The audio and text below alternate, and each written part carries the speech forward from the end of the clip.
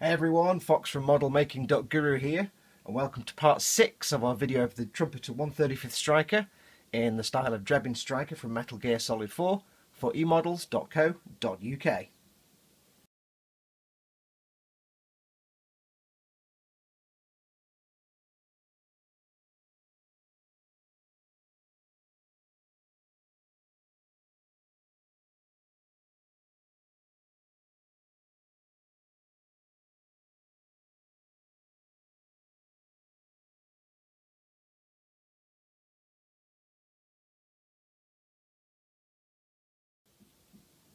Welcome to part 6 of our build. Not much has happened with the actual model itself. I'm still waiting on the decals, so I've done a couple of little touch-up areas. So we're not going to focus on this today at all, so this can go away now. You may notice it's a bit shiny, that's just a gloss coat on there for when I do decals and weathering. What we're going to do today is we're going to see if we can cobble together the diorama. And I'm going to do a really simple diorama. I'm not going to go too overboard on it. I'm going to keep it really simple so that if you're building along or if you want to try something the same yourself, you can do. What I've acquired is a picture frame, bog standard A4 picture frame. I actually got this from B&M for about £2. Taken the backing and the glass out. So we've got a picture frame. And I also got myself some foam core board. Let me just grab it. If I can find it. This is standard foam core board. It's basically construction card with foam in the middle, so it's nice and tough and it can be cut and shaped. My plan is to use this as a base, build 2 walls and stick some greeblies on, and then we'll get to the painting. So it's not going to be a long episode today. I've said that before, never mind. So what I've done, I've actually pre-done the pieces I want to put together, but I'll show you how to cut and play with the foam core board. Let me just put this somewhere. Let me just get a scrap piece, hang on. So foam core board, dead simple. It's fairly sturdy. You can put grooves into it with any kind of tool and they tend to stay. If you wanted to put some tiling or something on there. And cutting it is really easy. I'll just grab some tools. You will need a metal ruler or straight edge, as my old metalwork teacher used to say, God bless him, and a good sharp knife. And it couldn't be more simple. Now you think it's paper, it's going to be really scrabbly when you cut it, but it's not. Basically a lot of pressure on the ruler to keep it steady so the card doesn't move. Make sure it's a nice sharp blade. Lightly score to get the first line, and again with a bit more pressure. And then one last time, and it doesn't work. Hooray! It usually works. Because you've scored it, you can get the blade in there, and you get a nice straight edge. And that's as complicated as foam core gets. You can cut it into any shapes you want. You can this foam core is not the best for it, but some foam core you can actually sand down. Let's just have a quick go. This one isn't brilliant. Let's find some decent sanding strip. This stuff isn't brilliant, but you can, to a certain degree, you can sand edges.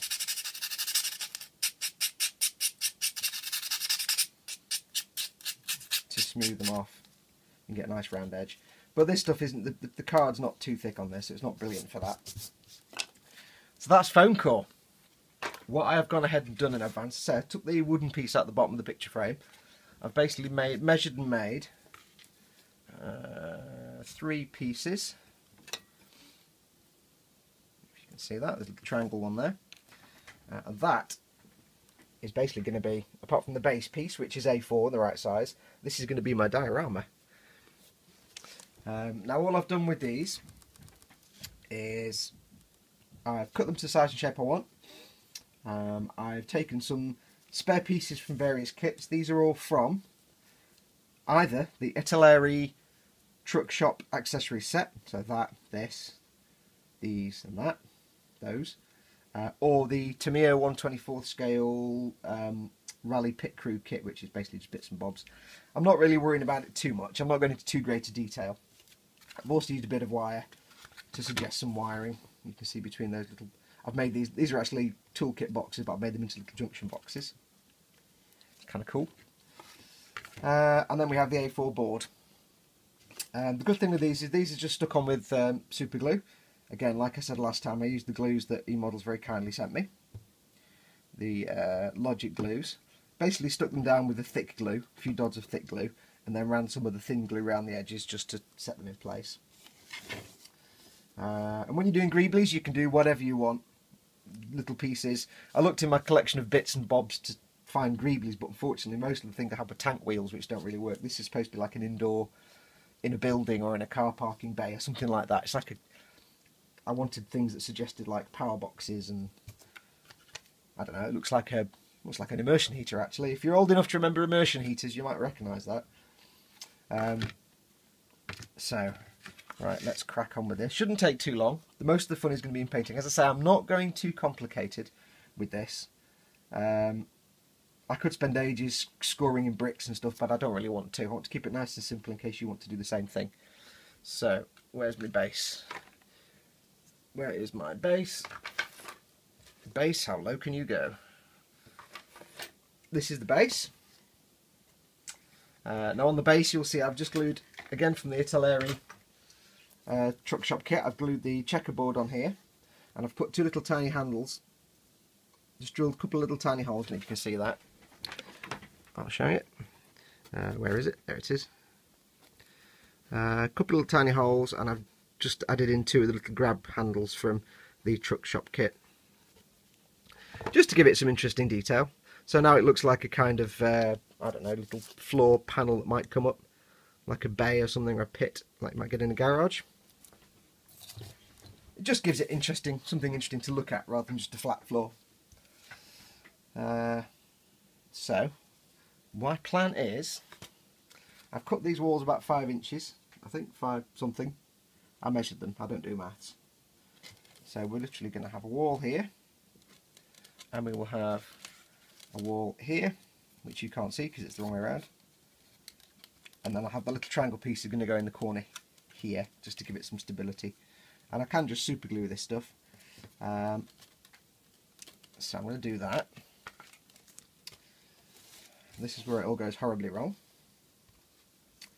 So all I'm going to do is get my thick super glue. Now you can use things like hot glue guns. I did get a hot glue gun for this, but I couldn't figure out how to get rid of the mess that comes up from the side of it, so I decided not to bother. Oh, I've also cunningly designed it. You can't see, but I've measured round the edge in pencil, just a few millimetres, so that gives me some clearance from the frame to the card, because the plan is we'll simply go into the frame, thus, and the walls will go on top. And the reason I've done that is so that I can do all this, build the diorama and paint it, and then put the frame on later, so I don't have to do all complex masking on the frame.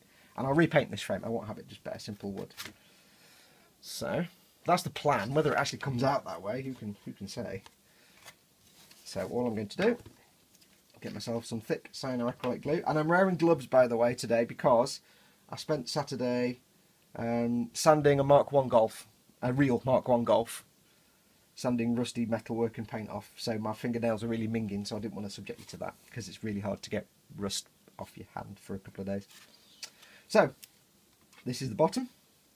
All I'm going to do is simply get the glue on here. Now this is the thick glue, I don't want it to run everywhere. Get the glue on the bottom. It won't be perfect, but I don't need perfection. And simply, I've made a little mark to line it up to, which I've just missed. Simply attach it, but give it a few seconds just to settle down. Now this should be really simple. I know you can't see this now, but this should be really straightforward and simple. However, in the best tradition of things, these things are rarely straightforward and simple. So that's the wall on. Now the way I've designed this other wall is it's going to fit flush with this one. So it goes, so it's still a bit It's there, but it needs the structure of the other wall. This wall's going to fit flush, like that. That will start to give it strength. So, let's get this puppy glued on. So it's going to go... Now I need to do this so I can see it, so unfortunately you're going to see the back end of it. Nearly swore then. Oh dear. So I'm going to need to glue this wall and the base. So let's glue that wall. These super glues are quite handy. The little dispenser nozzle is quite nice. The thin one's a bit of a nightmare. It could do with a thinner nozzle. But yeah, if my hand's shaking, it's because I'm having to squeeze the bottle. Squeeze the bottle, wake the glue. So this should just go in, oops, there like that. Should. Push that together. You get a few seconds of movability. Not much, but you get a few. Hope you can see this. That should start to stick. And what I get is this nice, not particularly smooth, but reasonably smooth edge here. This is just going to be painted black with the back of the diorama, so I'm not really too bothered. It's just the outside edge. And then we have our little triangular piece, which is just going to sit, let me just make sure you can see all this, just going to sit in, probably can't, in here, like a brace, just to give it some support. So I should do that bit now. Because when you're using things like foam core for walls and things, I mean, I've not made that many dioramas, I'll be honest with you. I tend to just make the model and leave the diorama. I usually like display stands and so on, but I thought for this one I'd do a diorama and dive in and see what happens. And then we have the brace in place. Brace in place! Okay, so that should stick quite nicely. I'm just going to... Oh, my fingers are sticking together now.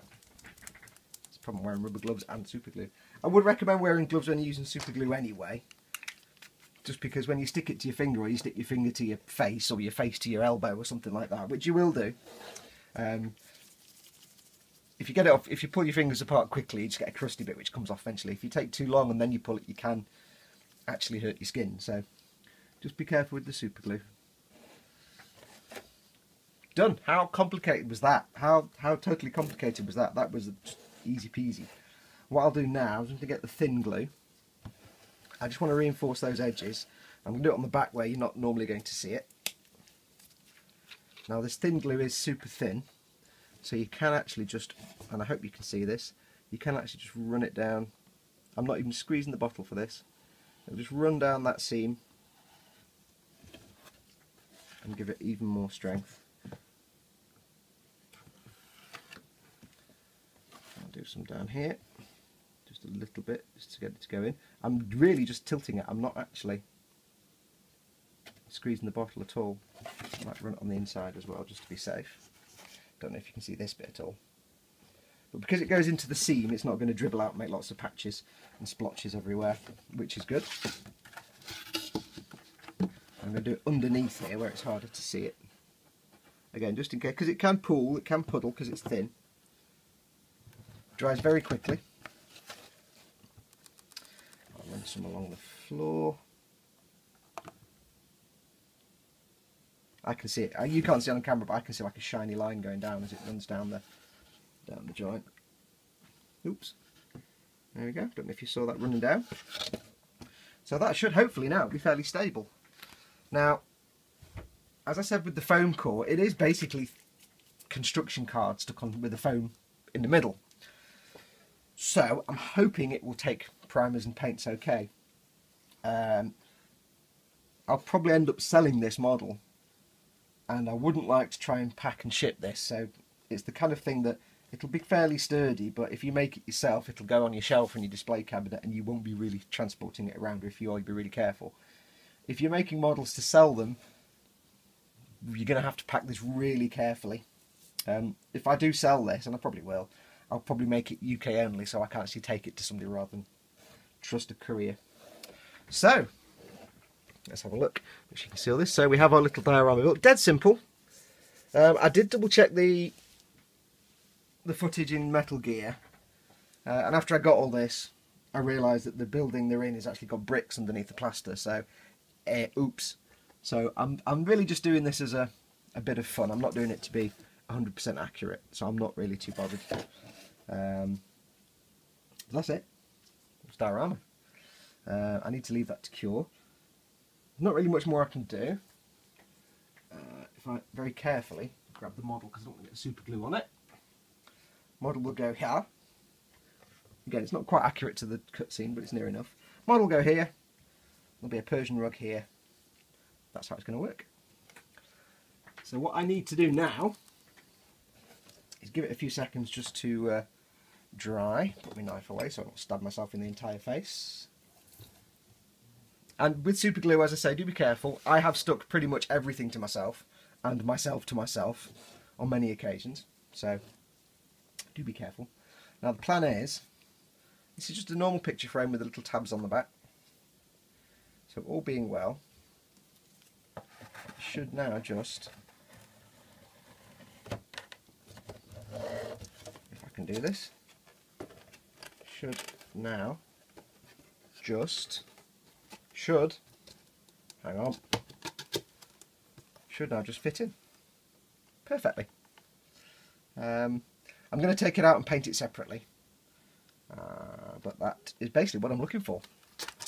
I'll just take this out so it doesn't stick itself to anything. Picture frames are really good things to use for dioramas. You can make your own bases out of wood. I've done that before now. I've done pieces of wood and then covered them in modelling clay right over the sides. But for this I wanted walls, and it took me a while to figure out how to build the walls. I wasn't sure what to use, and then I saw this foam core. You can get foam core from various places. I don't know if eModels do sell it. If you do, guys, I really apologise. I don't know if they do. I don't think they do. So you need to get on that. Subtle hint. But I got this from Staples. It's not cheap. I mean, the Staples isn't cheap anyway, but you can get it from most places. You know, most craft stores and things will sell some kind of foam core. Right, so I'm going to leave this to dry for a little while. When we come back, I will have primed it. I may do the base colour off camera, so what we'll do is the actual painting on camera. So I shall leave that to dry for a while. So when we come back, we'll crack on with the painting and other bits. I was thinking about putting, before we do that, I might put some just texture on the floor, like some bits of brick dust and stuff, so that means I have to go in the garden and batter a brick with a hammer. So we might do that, or if not, we'll come back and do the painting. Okay, so back in a minute. And we're back. Okay, right, I've gone outside and I've used rattle cans, so I've not filmed the spray painting of this. But I've basically just done a layer of primer, some flat black in certain areas to put some shadows in, and then a layer of neutral grey to give the base concretey type colour. I took a couple of quick pictures, so here's just pictures of how it came along.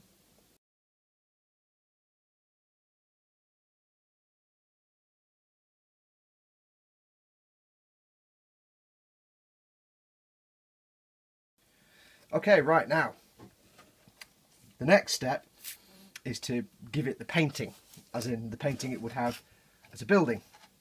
What I'm going to do is paint it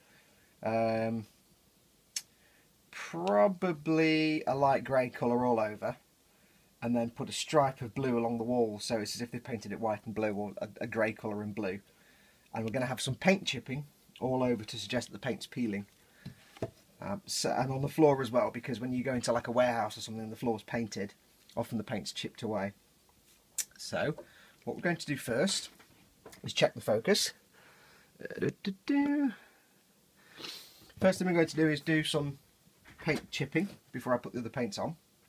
I'm just going to use Humbrol's Mascol, and what I intend to do here is use, I was looking for a piece of sponge but I didn't have one that was rough enough, so I'm going to use this shaving brush instead and see how that comes out. I'll use a cocktail stick and a brush as well, but this is just for speckly patterns and so on.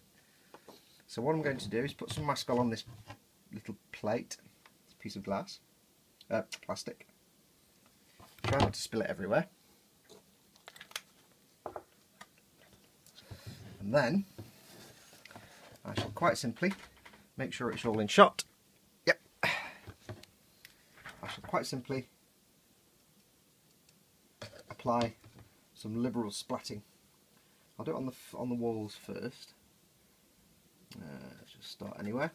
And the reason I'm using this brush is because I want semi-randomness to this. It's supposed to look like the paint on the wall is chipping off. And this stuff stinks, by the way. It's ammonia, so I'm going to paint these things on the walls separately as well. I just want a base colour for now, so we'll get some wear and tear on the walls. I hope you can see this.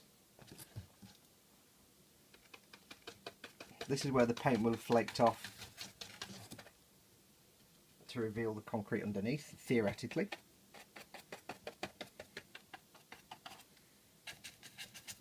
Put it around the floor.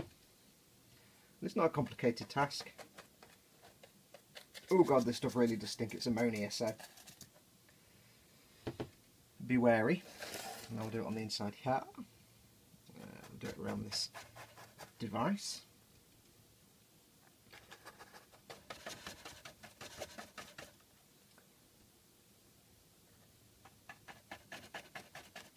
Ideally I'd use a sponge, but so I didn't have one coarse enough, so we'll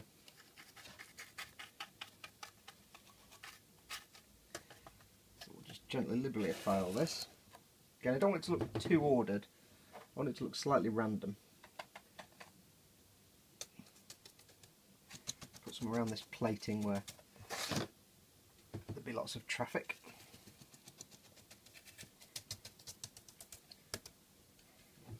See this, but hopefully you can. Nearly spilt my mask all then if you heard my voice go funny. That would have been stinky. Some on the floor. This is all going to be mixed and blended with weathering anyway, so okay,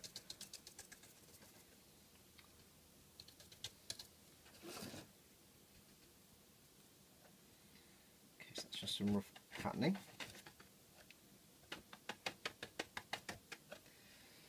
Ooh, that stuff smells. Right, I'm just going to pause the video while I go and rinse this brush out because I can't have it in here all day, so back in a second. And we're back. Okay, right, now I've done that with the shaving brush. I want to do some more bits of chipping here and there now with the liquid mask. I'm going to use a normal brush for this. Let's put my visor on so I can see. So these are just going to be more carefully targeted bits of chipping. I've kind of got loads everywhere, but it doesn't do any harm. I don't want it all to be little flecky pieces. I want big chunks of paint to have come off the wall.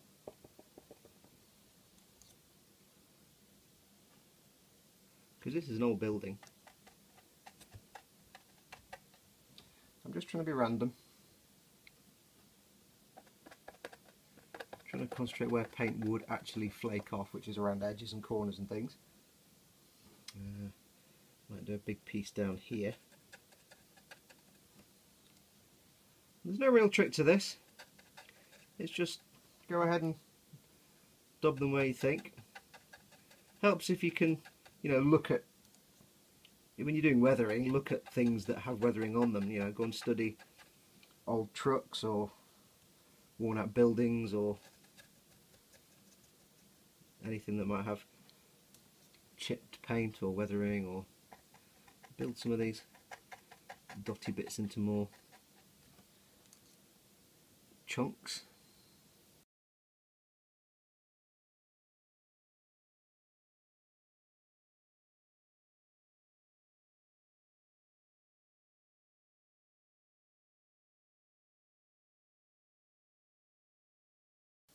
Okay, right, so I've done lots of masking. It looks completely messy, as you can no doubt tell.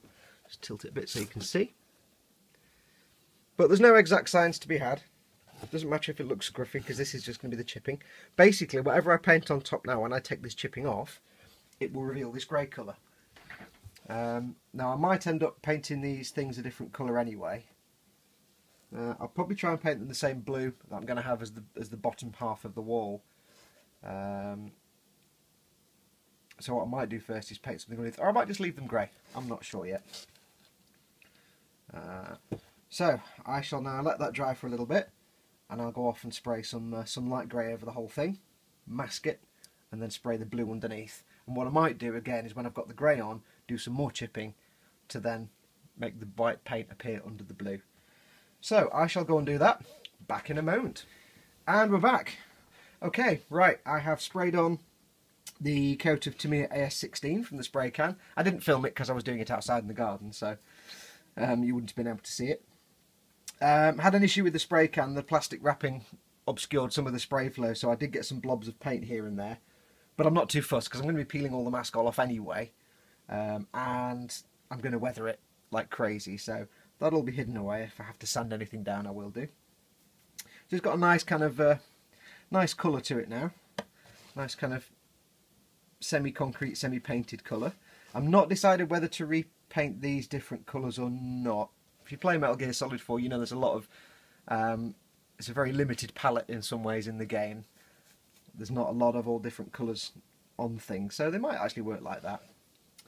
Next up will be the blue colour for the walls, as if there's been a stripe painted, a block of blue.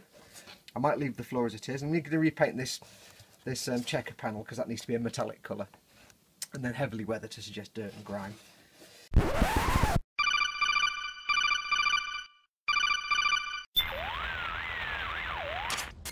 Otacon, I'm having a problem with the Metal Gear Mark II.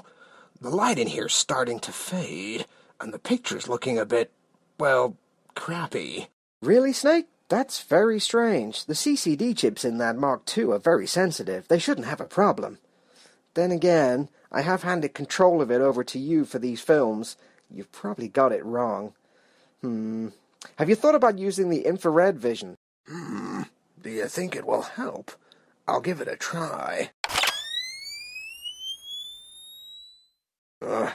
That's not going to work, Otacon. They're not watching an old movie. I'm not going to be able to show off the colors I'm painting in black and white. Well, I would normally suggest thermal vision, but I haven't told you how to use that yet. We haven't got to that mission. Wait, there is possibly one solution. You're good to have me as a friend, Snake. I'm such a genius, I think of these things. It's drastic. Go on. Have you tried? Now, stick with me. Turning on another light.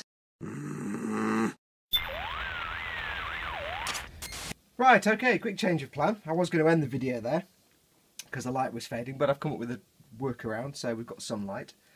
So, base colours down. I quickly masked off this area. This is going to be the blue area, and a little bit on the floor here, just so I want it to be along the edge of the walls. It's not going to be perfect, but again, you tell me a utilitarian building where the paint line is perfectly straight, and I'll give you £5. I won't really. I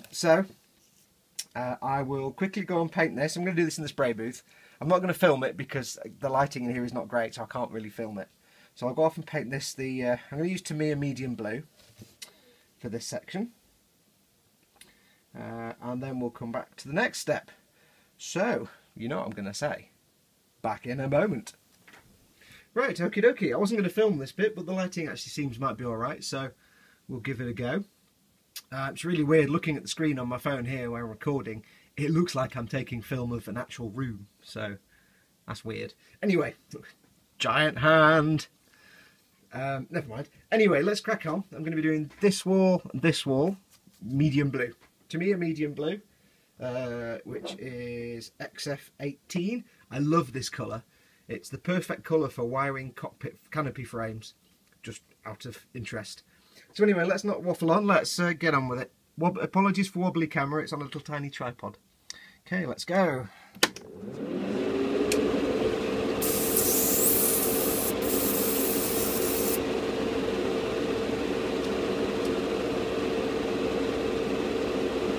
Right, let's go with it. Hang on.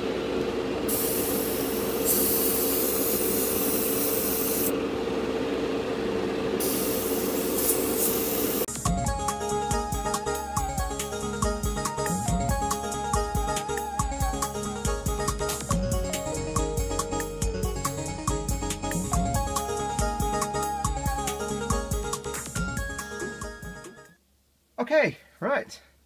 You may have noticed that when I first started that, it was a bit spluttery and not very much paint was coming out. There's a very good reason for that. My airbrush just died. So when I'd finished this, it died completely. No longer working. And it's only about 6 months old.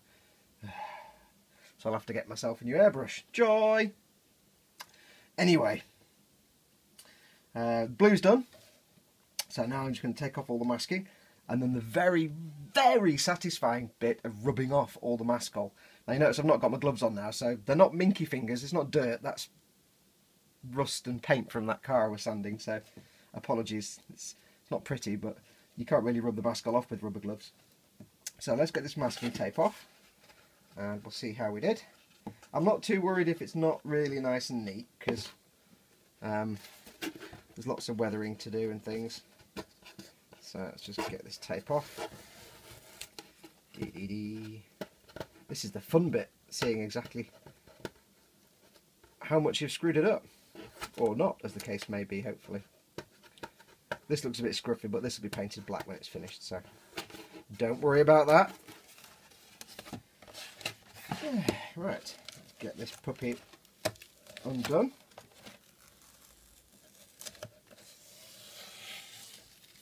Now I have got some overspray, as you can see there. I was kind of hoping to avoid that, but I didn't. But again, it's not a major problem, because this is going to be painted anyway, and this will be weathered, so it'll hide. If I'd thought about it properly, I would have actually, yeah, there's some paint leak there, you can see. Oh no, that's masking fluid. If I thought about it, I would have masked off the whole base, but it just adds to the... Oh dear. Now here's the problem with foam core, the paper can come off, so I'll have to seal that with something. So that's that. Get this top bit off.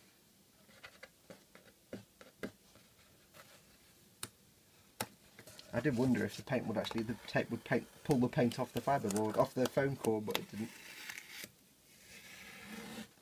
Very satisfying. Okay, so we've got a nice blue line, looking pretty cool, looking nice and straight and neat. Again, there is some overspray here, but I can live with it because I'm going to weather it anyway, so this will disappear once I've weathered it quite nicely. So now the fun bit, let's get the mascol off. Now I'll speed this up because it'll take me about half an hour, but this is the best bit about model making. This is the funnest part. So visor on so I can see everything. Just check my focus before we do the next 20 minutes. Ready? And begin.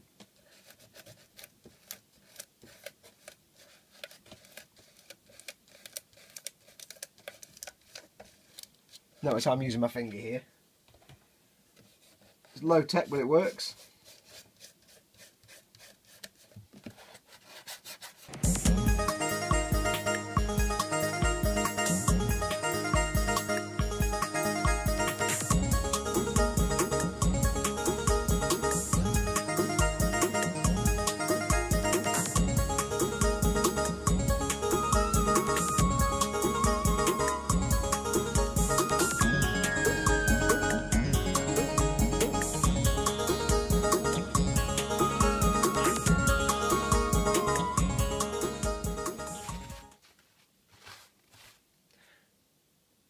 And now you see the main downside of doing that. All this mess. Let's get this cleaned up and then we'll crack on with the next bit. Right, that's all done. Took me about 20 minutes. And as you can see, it's now messy. Paint and chipping everywhere. I actually forgot one step though. What I was going to do originally was have the blue tape chipping away to reveal, sorry, the blue paint chipping away to reveal this light grey paint underneath, and I completely forgot to mask that off, but not the end of the world. It shows the concrete underneath, so maybe it just looks like they painted the blue and then the grey instead of painting the whole thing grey and then painting blue on top. So that's all done. I was going to paint this silver, like a silver colour, and then weather it down to look grubby, but I think I'll just leave it the way it is actually, and maybe just do some dry brushing of metal on top. Obviously it's not finished. We have weathering and oil shading to do. Normally I'd use lots of washes, but I'm not 100% sure how well washes will work on this foam core, whether they'll just mess it up. So we'll give it a try. I may just have to use oil paints though, so yeah, we'll see. So that's going to do it for this week, or for this episode. When we come back, we'll start doing the weathering and putting some shading and shadowing on it. But that's what I'll do for this week. As always, thanks to eModels for providing the Stryker model that's the basis of this build. Go along to emodels.co.uk. Fantastic online store, I think the best one. And even though I'm biased, I'm not biased, but I am, but I'm not, but I am, but I'm not. Go to emodels.co.uk. Everything you'll need from models to kit, machinery, spray equipment, spray booths, airbrushes, paints, glues, knives, brass rods, anything you need, they'll have it. If they haven't got it, drop them a line, I'm sure they can get it in for you. So it's emodels.co.uk. Go along to their Facebook page as well, facebook.com/eModelsLTD. Great community. They post lots of pictures up of your builds, people's builds that they send in. Drop them an email with some pictures and they'll post it up for you. They also will keep updated on the latest products coming in, new product ranges, new product lines. And they often post up about guides. They have lots of written guides, weathering guides, painting guides, things like that, which are really good. So facebook.com/eModelsLTD. Again, as always, go along to my website as well, modelmaking.guru. That's .guru. I post up pictures of my builds. I have my blog, which I've still not got round to updating because I'm rubbish. Lots of gallery shots and also pieces for sale. And I take commissions as well. So go along to that one. We will catch up with you next time. I'm still waiting for those decals, like I said. I don't know when they're going to turn up. It could be a few weeks from now. So when we come back, we'll carry on with this diorama while we wait for those to arrive. Until next time, thank you very much for watching. Take care of yourselves. Go and build something. Go and do something cool. And as always, just have fun with it. Have fun with it. Make something cool. Send the pictures to your models. Show off. But that'll do it for this week. Adios, amoebas.